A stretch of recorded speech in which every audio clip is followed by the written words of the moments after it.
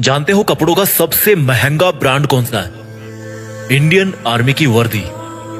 देश के गद्दारों को ऊपर वाला भले ही माफ कर दे, लेकिन एक फौजी किसी भी कीमत पे, यहां तक कि अपनी जान की कीमत पे भी उसको कभी माफ नहीं कर सकता।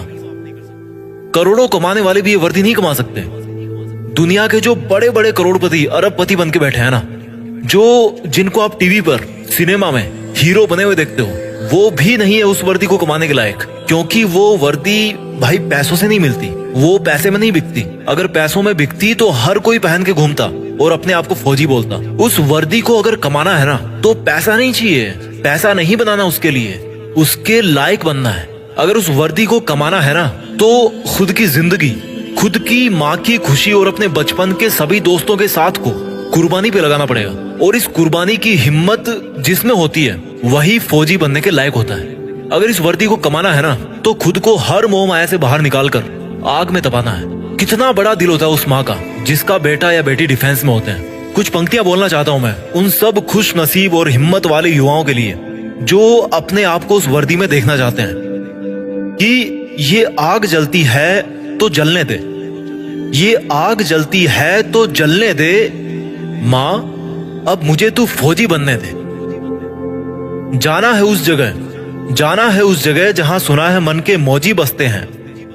जाना है उस जगह जहां सुना है मन के मौजी बसते हैं। बहुत देख लिए दुनिया, चल अब फौजी बनते हैं। बहुत जीली नाकाम जिंदगी, चल अब देश के लिए कुछ काम करते हैं। फर्जी के रिश्तों में जिंदगी बर्बाद कर डाली, चल अब जिंदगी देश के नाम करते हैं। अब फौजी बनते हैं।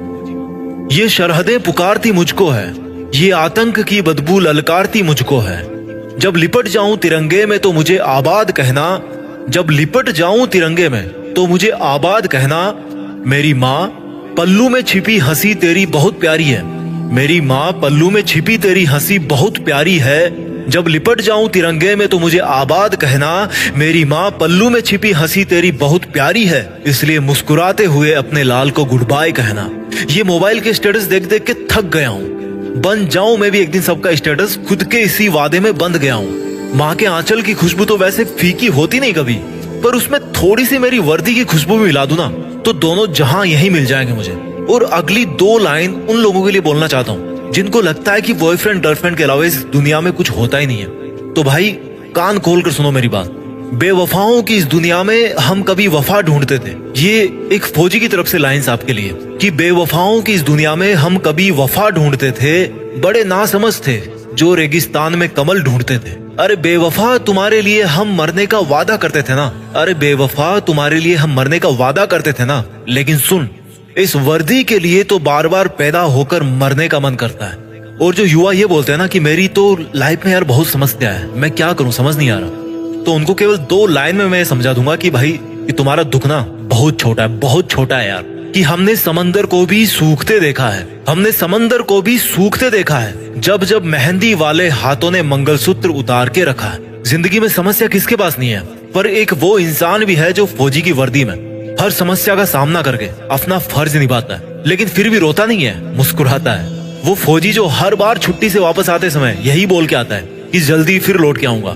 लेकिन ये किसी को नहीं पता होता, उसको खुद को भी नहीं पता होता कि वो फिर जल्दी कब आने वाला है ना हिम्मत, है ना हिम्मत। मैं जीत फिक्स के मंच से उन सभी फौजी भाइयों को सलाम करता हूँ और उन पोटेंशियल यूथ को मोटिवेट करना चाहता हूँ जो फौज में भर्ती होने का सपना अपने मन में ठान चुके हैं। क्योंकि दुनिया में देश का नाम करने का इससे बेहतर कोई दूसरा तरीका नहीं हो सकता।